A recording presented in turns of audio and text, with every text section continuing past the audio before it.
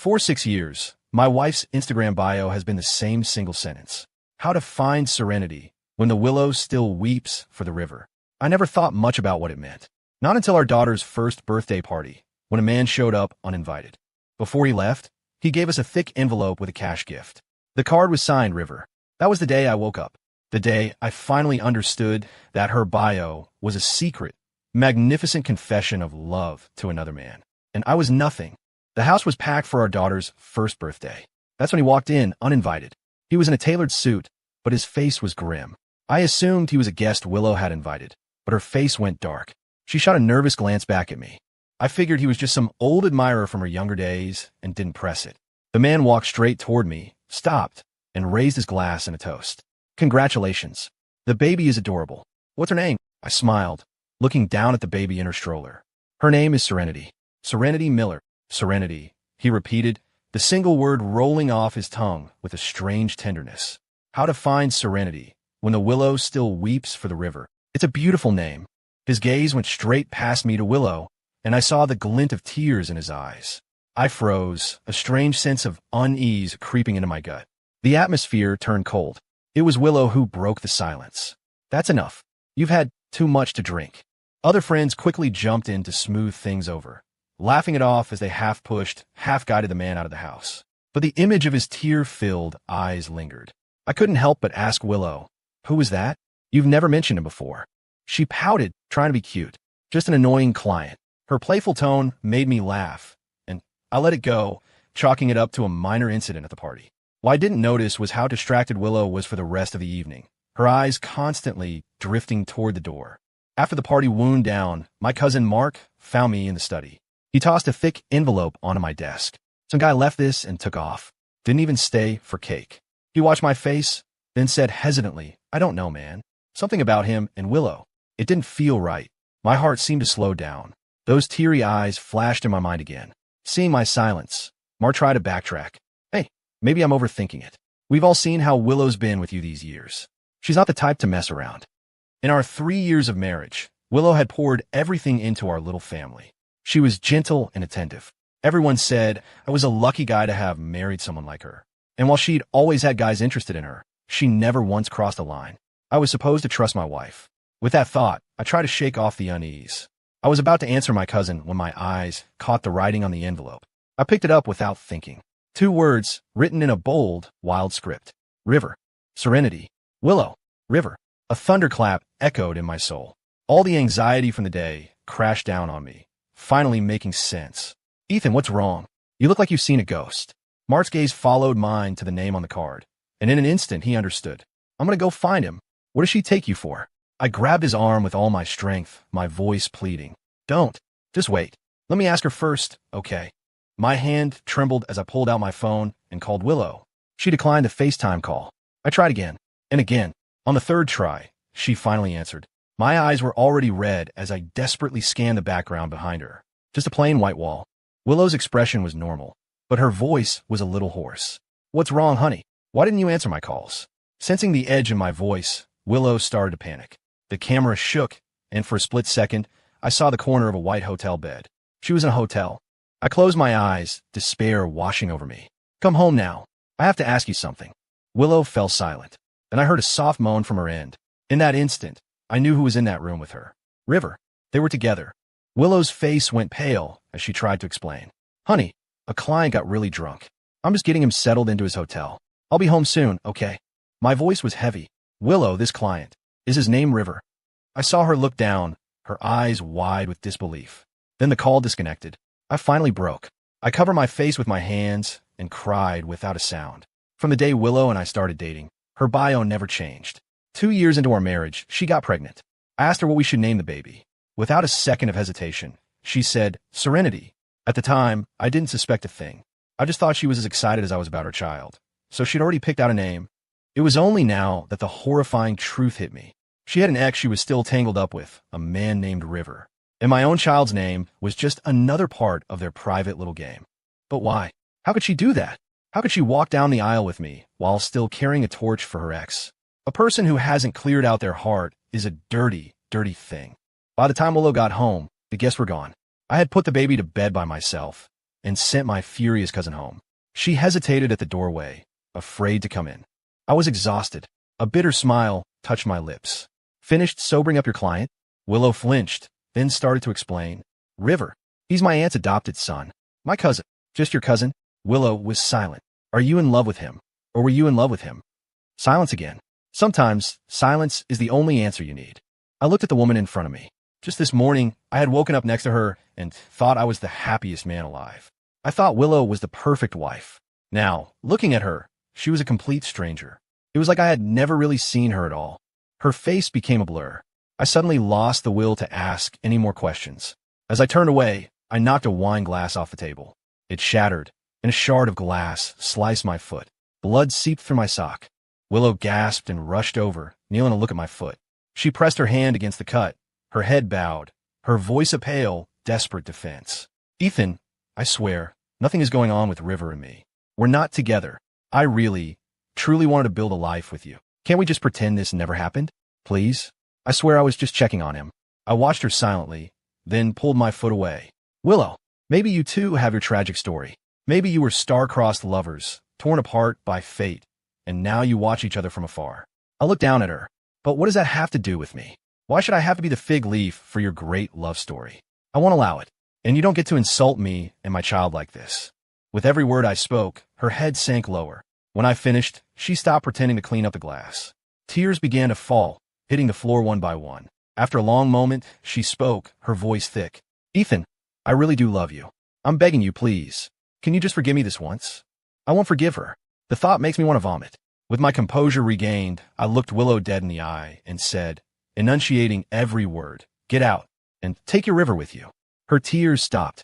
Her expression turned cold, almost resigned. Ethan, don't be childish. Think about our daughter. She dared to bring up our daughter. My child could have had a happy family, a mother who was present and responsible. But because of her, that was all ruined. Even for Serenity, I wouldn't compromise. I said, my voice sharp and final, Willow, let's just end this cleanly. I won't agree to that. For a moment, I thought it was because she still loved me. But her next words were colder. You came from a broken home. You really want our child to grow up in one too. I never thought she would say something like that. Anyone else in the world could have said it. But I never imagined it would come from Willow. The woman who, just yesterday, held me in her arms and cherished me. Today, she used my deepest pain as a weapon to hurt me. From the moment I saw River's name, my mind had been in a fog. But now, the reality of her betrayal finally pierced through. It was a physical pain that shot through every part of my body. So, Willow, is this why you felt you could cheat on me? Because you knew my deepest wound. After that night, Willow and I separated. She was right. I did come from a single-parent household. When I was 3, my dad said he needed to find the meaning of life and not just waste away. Then he walked out and never looked back. That same year, he had a child with another woman. It was just me and my mom after that. She raised me with a mix of anxiety and bitterness, and I grew up feeling insecure and inadequate. The older I got, the more I resembled my father. The way my mom looked at me started to get strange. I knew when she looked at me, she couldn't help but see him. She hated me for it, even as she loved me. When Willow showed up at my mom's house to get me, my mom's first assumption was that I had done something to wrong her. Before I could even speak, she laid into me. You're a grown man. Stop being so petty. Willow came all this way to bring you home. Just go back with her. I wanted to defend myself, to tell her that Willow was the one who cheated, not me. But a bitter, masculine pride kept my mouth shut. Seeing the pain look on my face, my mom added, Ethan, I went through hell raising you by myself, but I never once complained to you. I don't need you to be some big success. I only ask one thing of you. Don't become your father. Her voice was choked with emotion by the end. My skin crawled. Mom, can you just stop? I nearly screamed, turning around and slamming my bedroom door shut. I didn't understand. I wasn't the one who did something wrong. Why was everyone trying to force my hand? In the end, I went home with Willow that day. The first thing she did when we got back was hand me her phone. While you were gone, I told him everything is over between us. I made it clear, you don't have to worry. No one is ever going to bother our lives again. Ethan, can we please stop fighting? I ignored her words, just staring at her. So, is that why you named our daughter Serenity? Willow, you two are disgusting. How do you expect me to ever believe you again? It seemed like she was expecting this. She immediately dialed a number. Auntie, she said, her voice strained, How did River's date go? It went well. River said she was nice. He's thinking about getting married. After hanging up, Willow turned to me, her voice rising in a frantic shout. Are you happy now? I told you nothing happened between us. I wasn't happy. In that brief moment of silence, a memory surfaced. Our wedding day. At a table in the far back, a man sat alone. He wore a suit, looking more like the groom than I did. He stared at us the entire time. Willow cried several times during the ceremony. I had never seen her so emotional. I remember Mark laughing about what a crybaby she was, his words full of envy. Willow always seemed so composed. I never knew she had this side to her. Seeing her cry up there today, it really made me believe in love again. Thinking back now, that man had to be River. And seeing Willow's desperate anger now, I could only laugh at how stupid I had been. Willow was never a good actress. The only thing that blinded me all these years was my own love for her.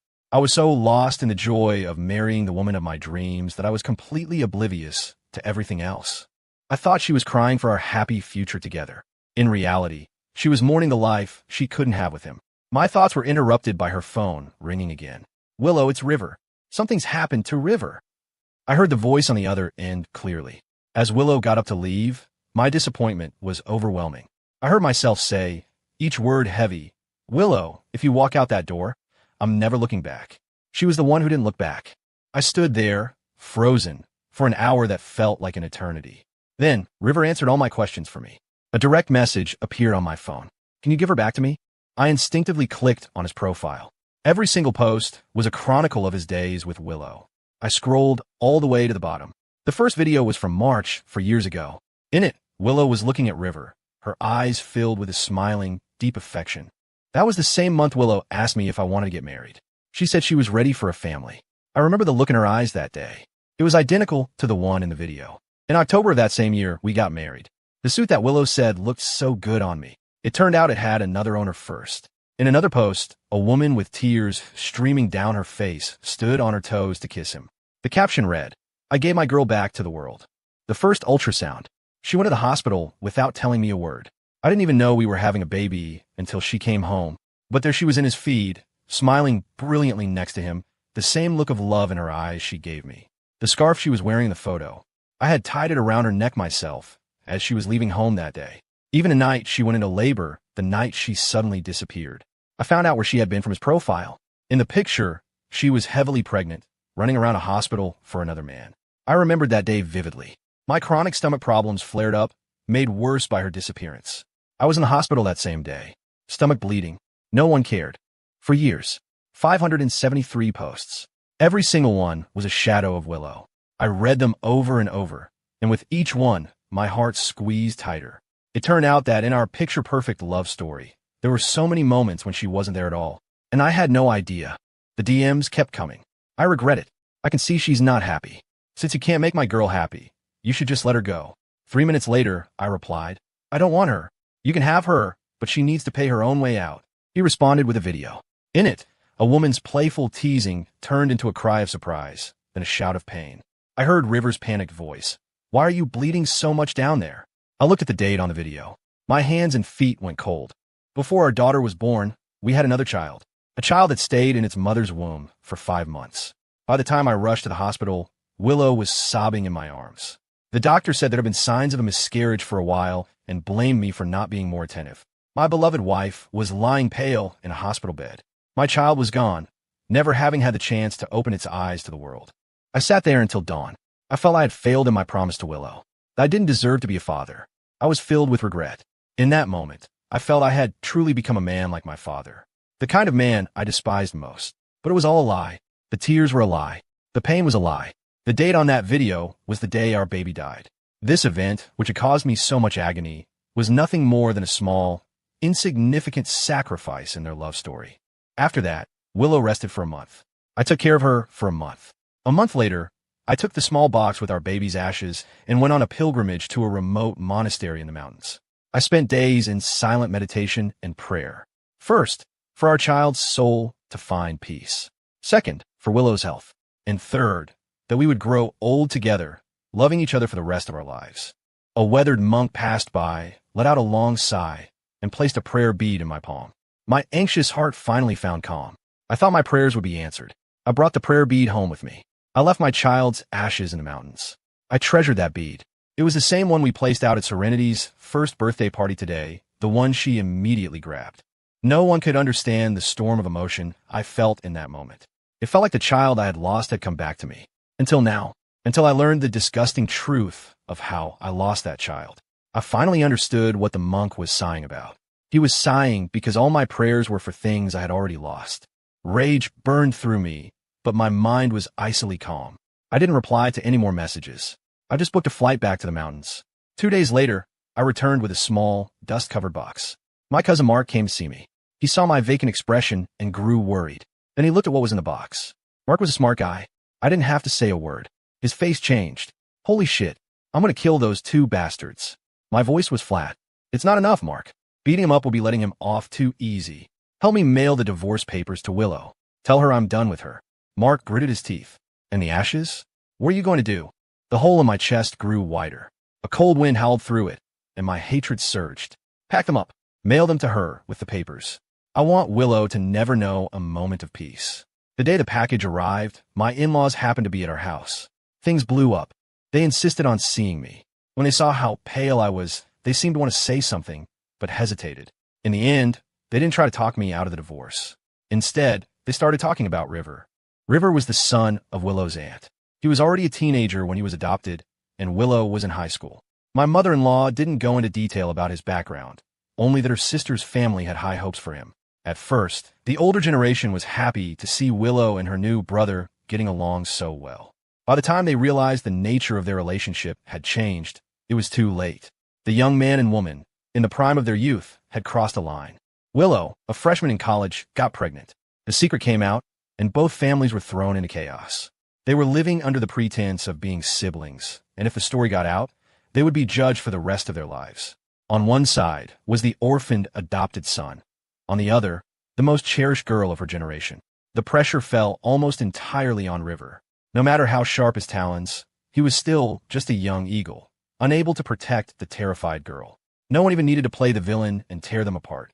The immense psychological pressure took the baby from Willow's womb, and their love died with it. A stillbirth. I understood what my mother-in-law was trying to tell me. She wanted me to know that their love, as deep as it seemed, was fragile and couldn't withstand any real pressure, that I shouldn't hold on to it. But whether their relationship was good or bad didn't matter. The only thing I cared about was what Willow had given to me. For the 6 years we were together, she had been genuinely good to me, and so I loved her without reservation. Now I realized she had torn her heart in two, giving me one half in exchange for my whole. How was that fair?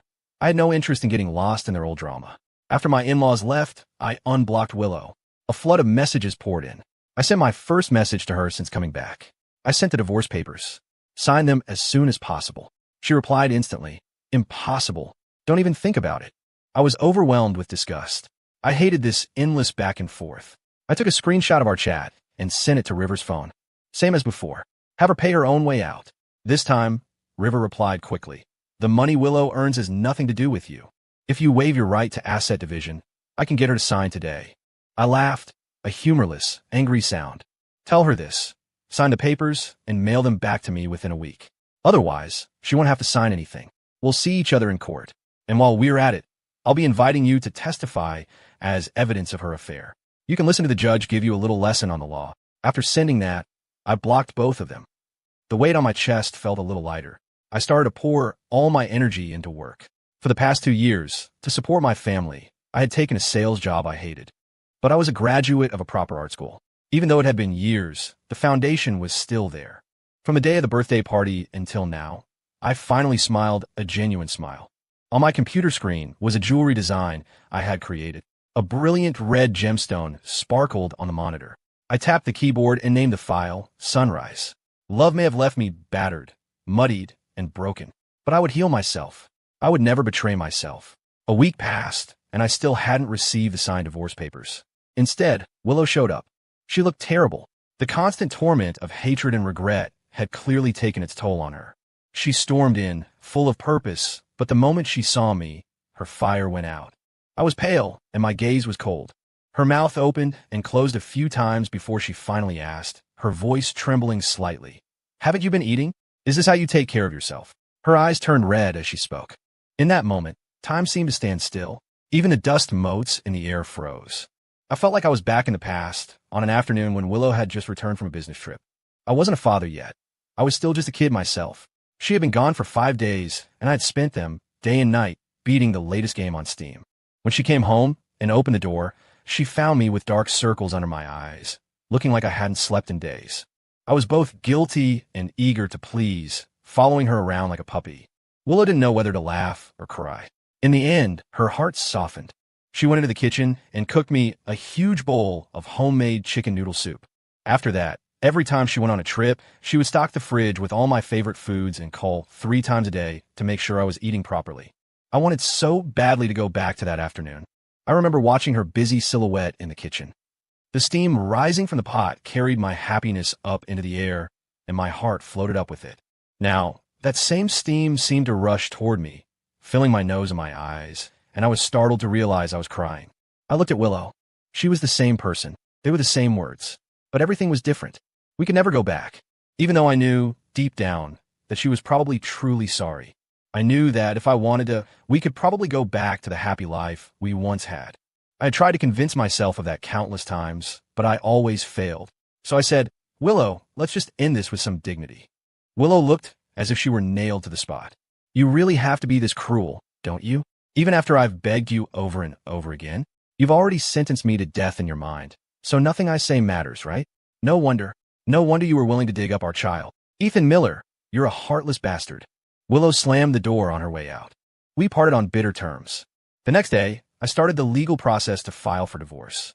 The day Willow received the court summons, she flew into a rage. She was right. I had sentenced our marriage to death. That summons was the official verdict. At 2 a.m, I got a call from her. Honey, the familiar yet strange voice came through the phone. I frowned. Have you decided to sign the papers? I heard the click of a lighter on her end. After about 5 seconds, she spoke again, her voice heavy. Is there nothing else you want to say to me? I was completely bewildered by her sudden display of emotion. At this point, what is there to talk about besides a divorce? Willow let out a cold snort, squeezing a single word, fine, through her teeth. Her resentment and anger practically seeped through the receiver. After that call, Willow went silent again. At the same time, River became a nuisance I couldn't shake off. He launched a full-scale attack on me, sending me long, rambling essays about how much Willow adored him. Back in college, we didn't have much. We were crammed into a tiny rental apartment, but we were so happy. It never felt like a struggle. One time, she saw a durian at the supermarket. She wanted it but thought it was too expensive. When she got home that night, I had 3 of them sitting on the table. I told her to buy whatever she wanted, that I would never let her go without. Everyone in my life knew about her. If it wasn't for the fact that I was her brother, we would have been married years ago. We were so in love. What do you possibly have that can compete with me? A psycho. I was annoyed, but I also thought maybe he could help speed up my divorce. I replied, she won't even sign the papers. What makes you think she loves you? He went silent instantly. Then, as if in a fit of rage, he typed, Willow loves me. You're just playing games. You still love her, so you're pretending to let her go to win her back. I thought you were some simple, honest guy, but you know exactly what you're doing. You know women fall for this kind of thing. I was speechless. I simply forwarded him the barrage of pleading text messages Willow had been sending me. River didn't reply. 5 minutes later, Willow sent me a single question mark. I almost laughed out loud. I had a feeling I'd be getting those signed divorce papers very soon. The next time I saw Willow, it was outside my new office building. After I sent my jewelry designs to my old classmate, David, he hired me at his company almost immediately. When he called with the offer, I was so happy I almost jumped out of my skin. The hiring process was fast. Maybe because I was free from the chains of love, I was able to throw myself completely into my work. My creativity was flowing. In less than 2 weeks, Sunrise had gone from an idea on a design sheet to a physical prototype. We were just waiting for an investor's approval to start mass production. In the office, I waited nervously for David's feedback. He held the small, pinky ring up to the light, and the gemstones fire scattered in a brilliant display. After a moment, he looked at me with admiration. You worked hard these past couple of weeks. I can't believe how perfect the prototype is. He smiled and tilted his head, motioning for me to look down at the street below. I walked to the window. A figure was standing in front of the building. It was Willow. I couldn't make out her expression. David stood beside me. Are you sure you don't want to work things out with her? He asked. Just last month, I was at your kid's birthday party. Now you're getting divorced. Isn't it a shame? My voice was flat. There's nothing to be ashamed of. These are just the choices we make. I turned back and said jokingly, besides, if I went back to sales, Where would you find a hard worker like me? I knew I was right about you. That sets my mind at ease. Now, get ready for a business trip to Europe with me. There's a batch of high-quality raw materials waiting for us over there. I smiled. Yes, sir. As for Willow, I raised my phone, took a picture of the scene below, and sent it to River. A minute later, Willow moved. She lifted her phone to her ear. I don't know what River said to her, but she suddenly tilted her head back and looked up. Our eyes met from a distance. I gave her a small smile and a nod. Willow remained frozen in that position until the call ended. Then, without a word, she turned and walked away. It was proof. Between me and River, Willow would always, without hesitation, choose River.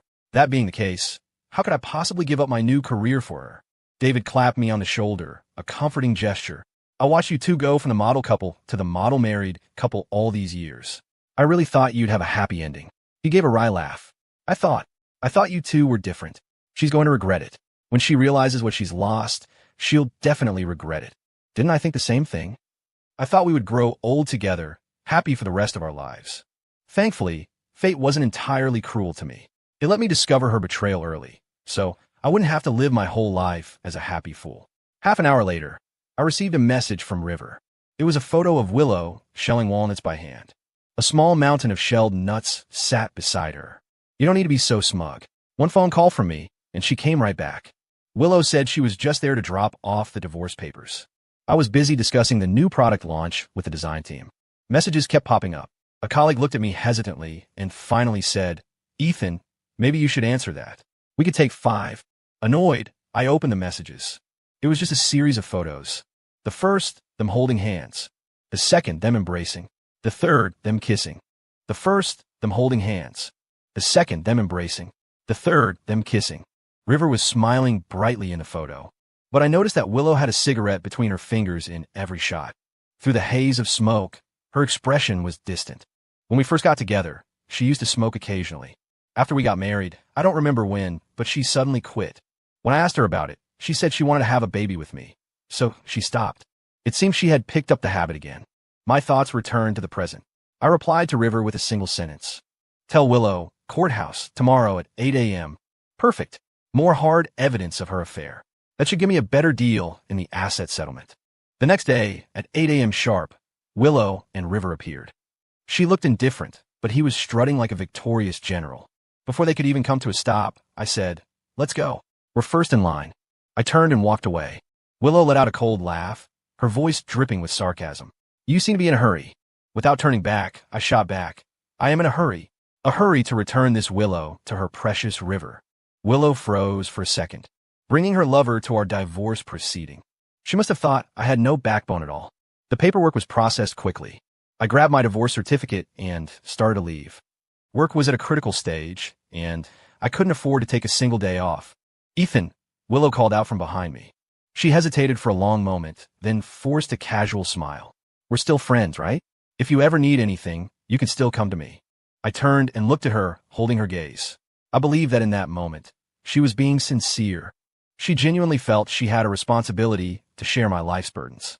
But the biggest storm in my life was the one she had created. The past few months felt like I had already endured a lifetime of hardship. So under her expectant gaze, I answered her. I said, "Willow, the biggest regret of my life is meeting you." As the words fell, I turned and walked away, not bothering to look at the ugly expressions on their faces. 6 months later, Sunrise was officially launched. It didn't become a viral sensation, but sales were solid. The piece also served as my stepping stone to a position with a European luxury brand. Although David didn't want me to leave, he respected my decision. After starting my new life, I gave my little girl a new name. I called her Hope. One day, I got a call from an unknown number. When I answered, it was Willow's voice. She was sobbing. "Why would you erase the last memory of our love? Our memory. A memory that was tainted and confused by a third person." She was still so absurd. Just as I was about to hang up, she spoke quickly. "I'm not with him." I raised an eyebrow and disconnected the call. Whether their relationship was good or bad had nothing to do with me. For a long time after that, I heard nothing about either of them. The next time their names came up was at my wedding. I had remarried. My wife, Sarah, was someone David had introduced me to. We knew each other's stories. Perhaps because she knew I had been hurt before, she very seriously showed me all of her social media accounts. She said that in every one of her past relationships, she had loved earnestly and said goodbye with grace. When I nodded in agreement, the usually composed and capable woman actually blushed. At the wedding, I was busy being happy, but I couldn't avoid hearing news about Willow. A mutual friend, while offering his congratulations, started gossiping. It was true that Willow and River hadn't gotten together. River had been dead set on marrying her, even going so far as to have his name legally removed from her aunt's family records to sever their sibling tie. The family elders eventually relented, but this time, it was Willow who said no. She was still the same, always chasing the moon in the distance. My friend asked me, "You want to guess what her Instagram bio is now?" I shook my head. My friend announced the answer, his tone half teasing, half contemptuous. It says, "I looked at a world of strangers and only ever saw your face." I smiled lightly and clinked my glass with his. It's a happy day. Let's not talk about people who spoil the mood. Even though that woman had once made my life a living hell, I had, thankfully, escaped from that toxic marriage. I was reborn.